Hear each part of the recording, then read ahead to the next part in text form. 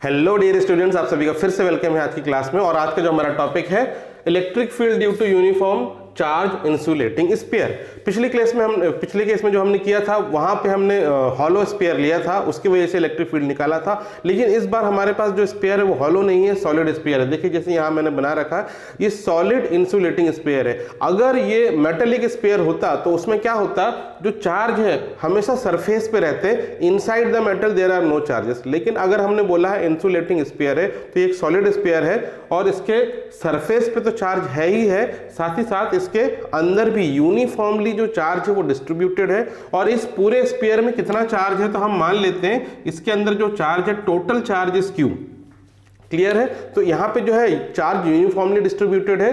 Radius of this sphere is capital R.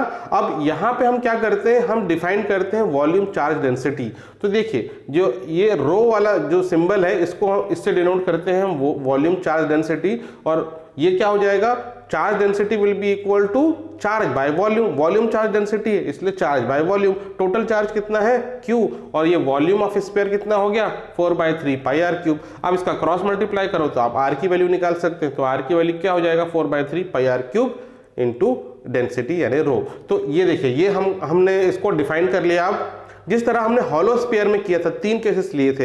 एक बार point P outside the sphere था, एक ऑन द स्फीयर था और एक इनसाइड द स्फीयर। तो यहां भी बिल्कुल वैसे ही आपको करना है। तो सबसे पहले हम ले रहे हैं when the point P is outside the sphere. अब एक पॉइंट P ले रहे हैं जो स्फीयर के आउटसाइड है। तो मान लेते हैं ये पॉइंट P है, ये स्फीयर के आउटसाइड है और इस स्फीयर की वजह से इस पॉइंट P पे कितना इलेक्ट्रिक फील्ड है हमें ये पता करना है। तो सबसे पहले हमें क्या करना पड़ेगा, एक गॉसियन सरफेस बनाएंगे जो पॉइंट P से होता हुआ जाएगा। अब क्योंकि ये जो है स्फीयर है तो हमारा जो गॉसियन सरफेस है वो भी स्फेरिकली होगा। तो एक गॉसियन सरफेस यानी स्फेरिकल सरफेस बनाएंगे जो पॉइंट P से होता हुआ जाएगा और वो इस स्फीयर के कंसेंट्रिक हो जाएगा। तो इस तरह से हमने एक सरफेस बना लिया। ये पॉइंट P का सेंटर ऑफ दिस स्फीयर से कुछ डिस्टेंस है, let's say it is small r। ठीक है, तो ये जो पॉइंट P का डिस्टेंस है सेंटर ऑफ दिस स्फीयर से, इसका डिस्टेंस है स्मॉल r। अब यहाँ पे हमें क्या करना है, हमें पता करना है इलेक्ट्रिक फील्ड। तो हम गॉस लॉ का एप्लीकेशन करेंगे। सबसे पहले इस पे जो गॉसियन स्फीयर है जो सरफेस है उससे कितना इलेक्ट्रिक फ्लक्स क्रॉस कर रहा है वो हम कैलकुलेट करेंगे। तो total flux from this Gaussian surface will be equal to integration of E.ds होगा। अब इस तरह का हमने कई बार कर चुका है। अब इसमें मेरे ख्याल से आपको समझ में आ जाएगा, जैसे स्फीयर के केस में भी किया था। यहाँ पे इलेक्ट्रिक फील्ड और ds के बीच में जो एंगल 0 डिग्री होगा हर पॉइंट पे, यानी ds और इलेक्ट्रिक फील्ड पैरेलल होगा। इसीलिए हम इस एक्सप्रेशन को ऐसे भी लिख सकते हैं, इंटीग्रेशन E.ds। और इसके बाद गॉसियन सरफेस पे हर पॉइंट पे इलेक्ट्रिक फील्ड कांस्टेंट होगा तो हम इस इलेक्ट्रिक फील्ड को इंटीग्रेशन के बाहर भी निकाल सकते हैं और फिर रह जाएगा इंटीग्रेशन ऑफ ds। और ds का इंटीग्रेशन क्या मिलेगा, इससे आपको मिलेगा the surface area of the sphere. ये गॉसियन सरफेस जो है उसका आपको सरफेस एरिया मिलेगा। तो इससे क्या मिल जाएगा, flux is equal to E, ये हो जाएगा 4πr²। ये हो गया इक्वेशन 1। क्लियर है? तो ये हमने फ्लक्स की डेफिनेशन से ये जो है फ्लक्स की वैल्यू निकाली। इसके अलावा हमें पता है हम गॉस के थ्योरम से भी निकाल सकते हैं flux by Gauss's theorem. Gauss theorem क्या कहता है, total flux from this surface will be equal to total charge by epsilon naught. इसको इक्वेशन 2 लिख देंगे। तो ये गॉस थ्योरम से हमने लिखा, ये फ्लक्स की डेफिनेशन से। Now by comparing equation 1 and 2 हम क्या कर सकते हैं, इनके RHS को इक्वेट कर सकते हैं। तो therefore we can write E 4πr² is equal to Q by epsilon naught. अब आप इसको यहाँ ट्रांसफर कर देंगे तो E is equal to 1/4πε0 Q by r²। इस तरीके से लिख सकते हैं। तो ये इलेक्ट्रिक फील्ड की वैल्यू हो गई एट पॉइंट P। तो ये देखिए ये फॉर्मूला कैसा है, अगर हम ऐसा भी अज्यूम कर लें कि जो टोटल जो स्फीयर में चार्ज है वो एक पॉइंट चार्ज है और उसकी वैल्यू Q है और वो सेंटर ऑफ दिस स्फीयर पे लोकेट है, तो इसकी वजह से जो इलेक्ट्रिक फील्ड होगा जो पॉइंट चार्ज की वजह से, वही इस पूरे स्फीयर की वजह से इलेक्ट्रिक फील्ड है। तो यही वो फॉर्मूला भी है। क्लियर है? तो ये हो गया electric field when the point P is outside the sphere. अब हम सेकंड केस देखेंगे when the point P is on the sphere. देखिए अब हम सेकंड केस ले रहे हैं when point P is on the sphere. तो मतलब अब ये जो पॉइंट P है स्फीयर में ही है, स्फीयर के सरफेस पे है। ठीक है। तो ये स्फीयर के सरफेस पे ये पॉइंट पी है। अब इस पॉइंट पी का डिस्टेंस क्या हो जाएगा, सेंटर ऑफ द स्फीयर से जो रेडियस ऑफ स्फीयर है वही डिस्टेंस हो जाएगा। तो इस पॉइंट का डिस्टेंस जो है पॉइंट पी का ये हो गया आर। अब यहाँ पे हम क्या करेंगे, गॉसियन सरफेस बनाएंगे। अब यहाँ पे गॉसियन सरफेस क्या होगा, जो पॉइंट पी से होता हुआ जाता हुआ स्फीयर होगा वही गॉसियन सरफेस होगा। तो यहाँ पे जो सॉलिड जो है, जो सॉलिड स्फीयर है वही हमारा गॉसियन सरफेस भी हो जाएगा। जो surface of this solid sphere है वही गॉसियन सरफेस भी हो जाएगा। तो अब इस गॉसियन सरफेस से हम निकालें टोटल इलेक्ट्रिक फ्लक्स, तो क्या फॉर्मूला यूज करेंगे, तो पिछले केस में जो किया था simply E dot D S, इसका इंटीग्रेशन, इसको हम E और DS इस केस में भी पैरेलल होंगे, इनके बीच का एंगल 0 डिग्री होगा, तो इसको हम EDS लिख देंगे। और फिर on the surface of the sphere electric field will be constant, ये इंटीग्रेशन के बाहर आ जाएगा और केवल इंटीग्रेशन के अंदर रहेगा DS। अब DS का आप इंटीग्रेशन करेंगे तो ये क्या हो गया, E surface area of this sphere हो जाएगा। अब यहाँ पे हो जाएगा 4 पाई कैपिटल R स्क्वायर, ठीक है, क्योंकि अब जो point P on the surface of the sphere है तो जो स्फीयर का सरफेस एरिया होगा वही यहाँ पे इसका एरिया होगा। तो इसको आप लिख देंगे इक्वेशन नंबर 1। अब इसके बाद लिखेंगे बाय गॉसेस थ्योरम। तो गॉसेस थ्योरम से भी हम लिख सकते हैं total flux crossing from this Gaussian surface will B Q by epsilon naught, और इसको इक्वेशन 2 लिख देंगे, ठीक है। इस सरफेस के अंदर जो गॉसियन सरफेस है वो सॉलिड स्फीयर का ही सरफेस है, उसके अंदर कितना चार्ज है, जो टोटल चार्ज स्फीयर का है वही इसके अंदर चार्ज है, इसीलिए Q बाय एप्सिलॉन नॉट। अब ये दोनों इक्वेशन को आप इक्वेट अगर करें तो क्या हो जाएगा, E into 4 pi r square is equal to Q by epsilon naught, और आप इसको लिख सकते हैं E equal to 1 by 4 pi epsilon naught Q by r square, ठीक है। तो ये भी जैसे पिछले केस में हमने निकाला था वैसे ही इस केस में भी जो इलेक्ट्रिक फील्ड का है वैल्यू ये आ रहा है। तो हम इसको ऐसे भी अज्यूम कर सकते हैं कि पॉइंट P पे जो इलेक्ट्रिक फील्ड होगा वो अगर हम अज्यूम कर लें कि जो टोटल जो स्फीयर का जो चार्ज है पॉइंट चार्ज बन के अगर वो सेंटर पे रखा हुआ है तो उसकी वजह से जो इलेक्ट्रिक फील्ड होगा वही इस स्फीयर के वजह से इलेक्ट्रिक फील्ड होगा, और ये वही फॉर्मूला है, ठीक है। तो ये हो गया सेकंड केस। अब हम थर्ड केस में क्या करेंगे, when the point P is inside the sphere, उस केस में क्या इलेक्ट्रिक जो फील्ड होगा वो हम पता करेंगे। अब देखिए, अब नेक्स्ट केस में हम क्या ले रहे हैं, when point P is inside the sphere. अब जो पॉइंट P है स्फीयर के इनसाइड, देखिए ये अंदर चला गया, अब ये अंदर पे है, अब ये सेंटर से किसी डिस्टेंस पे होगा तो इस डिस्टेंस को हमने ले लिया स्मॉल r।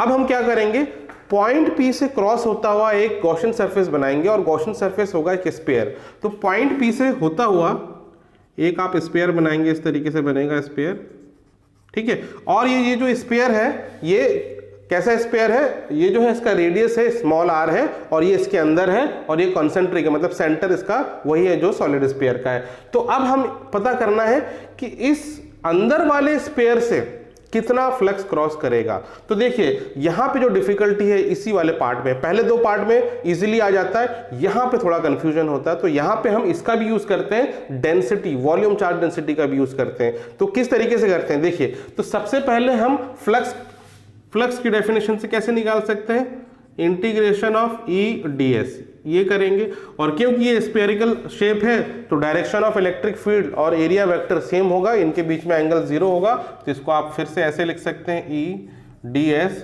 और electric field surface of the sphere पे कांस्टेंट होगा तो केवल इंटीग्रेशन होगा ds का, तो ds का इंटीग्रेशन होगा तो E surface area of this Gaussian surface will B 4 pi r square, ऐसा लिख सकते हैं। दिस इज इक्वेशन नंबर 1, ठीक है। यहां तक तो कोई दिक्कत नहीं, जैसे प्रीवियस स्टेप में आपने किया था वैसे ही किया था। इसके बाद हम अप्लाई करते हैं गॉस थ्योरम। तो by Gauss's theorem total flux is equal to Q by epsilon not.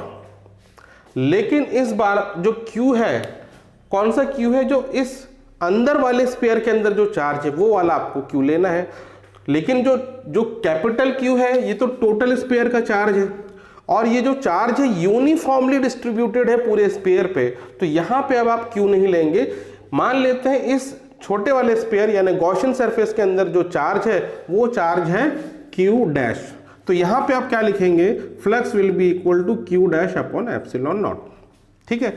तो अब ये जो है Q डैश, यहीं पे आपको डिफिकल्टी हो सकती है, Q डैश कितना होगा ये आपको निकालना पड़ेगा। तो देखिए हमको पता है पूरे स्फीयर का जो वॉल्यूम चार्ज डेंसिटी है वो है रो, और ये हर एक पोर्शन में इतना ही है, डेंसिटी इक्वल है हर पोर्शन के लिए। तो ये छोटे स्फीयर के लिए भी इसका डेंसिटी कितना होगा, इसका डेंसिटी रो ही होगा। अगर इस छोटे स्फीयर का भी डेंसिटी, वॉल्यूम चार्ज डेंसिटी अगर रो है तो इसके अंदर चार्ज कितना होगा, simply density into volume of this small sphere. तो देखिए क्यू डैश की वैल्यू क्या होगा, क्यू डैश की वैल्यू हो जाएगी, इसका वॉल्यूम जो इनर वाले स्फीयर है इसका वॉल्यूम कितना हो गया 4/3 पाई आर क्यूब, ये इनर वाले स्फीयर का volume into charge density rho, इस तरीके से आप लिखेंगे। तो क्यू डैश की जो वैल्यू होगी वो ये हो जाएगी, volume of this inner sphere into density of this charge density of this sphere. अब ये जो चार्ज डेंसिटी है इसका फॉर्मूला देखिए ये क्या है, हम इस तरीके से लिख सकते हैं capital Q upon 4 pi r cube.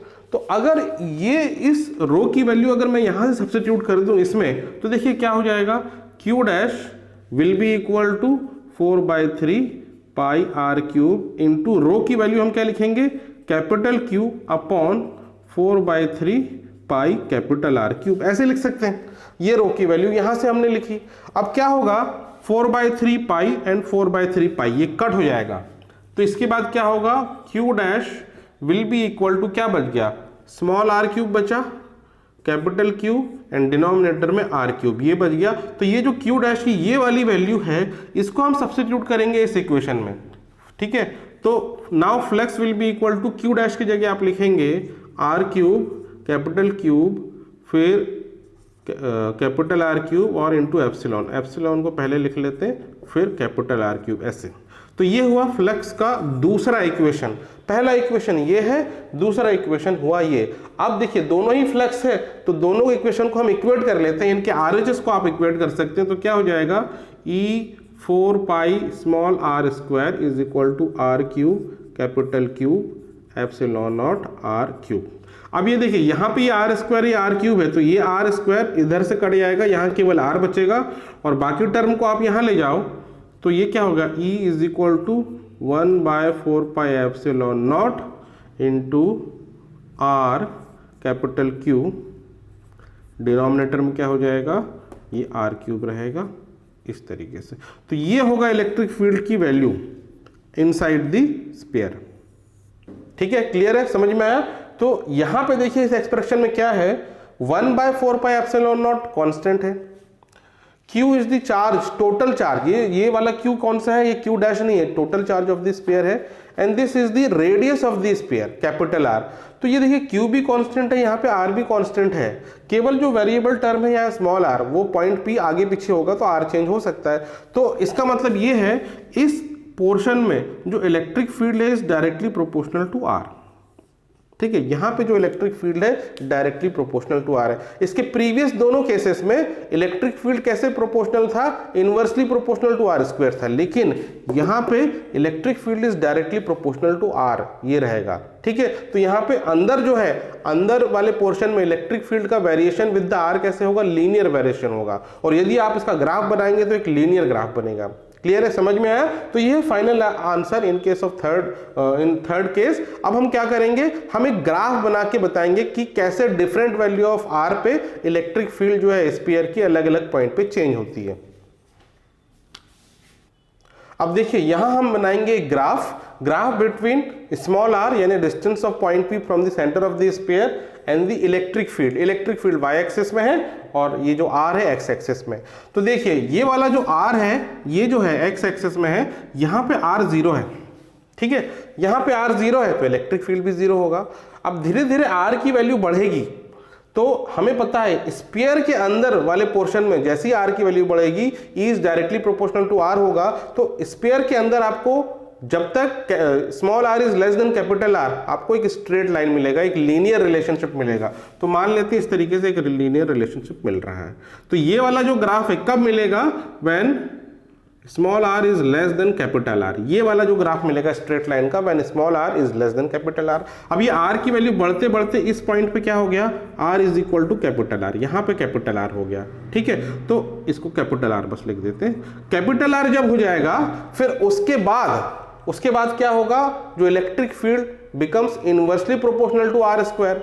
तो अब क्या होगा, यहाँ पे डिक्रीज होना चालू हो जाएगा। यहाँ पे ये जो पॉइंट है अब ये एक्सपोनेंशियली ऐसे डिक्रीज होना चालू हो जाएगा। तो ये वाला जो ग्राफ है ये कब मिलेगा, when r is greater than capital r. और ये वाला पॉइंट है मैक्सिमम इलेक्ट्रिक फील्ड कब मिलेगा, when small r is equal to capital r. इस पॉइंट पे मैक्सिमम इलेक्ट्रिक फील्ड होगा, इसके अंदर वाले पोर्शन में लीनियरली चेंज होगा और उसके बाद inversely proportional to r square हो जाएगा। तो आप लिख सकते हैं इस वाले सेक्शन में r is inversely proportional to r, sorry E is inversely proportional to r square, और इस वाले पोर्शन में E is directly proportional to small r. Clear है। तो देखिए इस तरीके से हमने अब निकाल लिया electric field due to uniformly charge insulating sphere, और ये इस चैप्टर का लास्ट टॉपिक है। इसी के साथ ये चैप्टर भी खत्म होता है। तो आज की वीडियो में बस हम इतना ही पढ़ेंगे। अब इसका रह गया है एक्सरसाइज, ठीक है, जो एक्सरसाइज है एनसीईआरटी की एक्सरसाइज, वो भी हम सॉल्व करेंगे नेक्स्ट वीडियो में। So that's all for today's class. Take care of yourself and have a nice day.